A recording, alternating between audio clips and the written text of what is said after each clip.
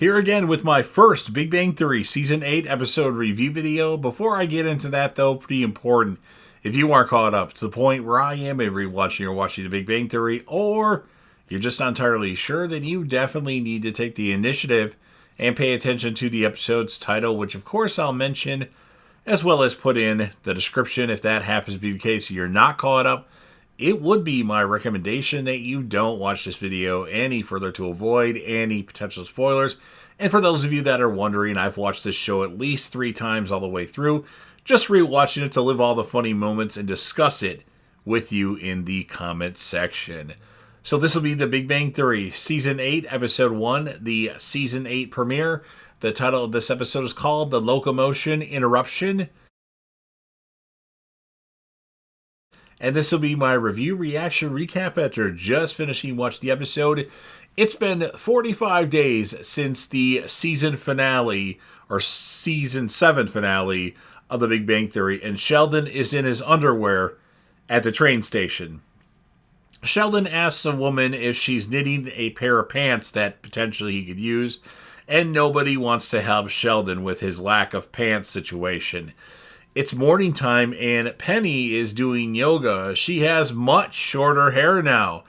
I was never a fan of Penny's shorter hair, and I think she actually does have shorter hair in real life. She's just been wearing extensions all this time, and now she stopped wearing the extensions. So I'm not a fan of short-haired Penny, though. Sheldon calls Leonard. He's in Arizona, and he tells him he was robbed. He's now wearing borrowed pants, and an officer won't stop calling him chicken legs. Leonard will be there as soon as he can. Howard complains to Raj about Stewart and his mom, calling them chummy. Sheldon pesters Officer Hernandez about Sherlock Holmes. Like, oh, did you ever find the missing pants? Well, Sherlock Holmes would do, all this stuff that he doesn't care about. Amy has actually joined the ride to Arizona, excited to see her boyfriend that she hasn't seen in a long time now. Penny has an interview with Bernadette's pharmaceutical company. Stewart didn't move out like Howard thought. Deb can't find her glasses. Stewart takes a jab at Howard for not calling his mother more often. Leonard has arrived in Arizona, and Sheldon actually runs over to him and gives him a hug, and then asks Amy, why did she come? Sheldon traveled across the country and actually never left the train station. So he just went from different train station to different train station because Sheldon loves trains. Job interview time for Penny. More complaining to Raj by Howard due to Deb and Stewart. Penny's having a terrible interview and then says sorry she wasted his time, and she mentions being scared of Bernadette and not to tell her that she kind of tanked in this interview. And then he says that he's scared of Bernadette as well, and then they actually start to hit it off.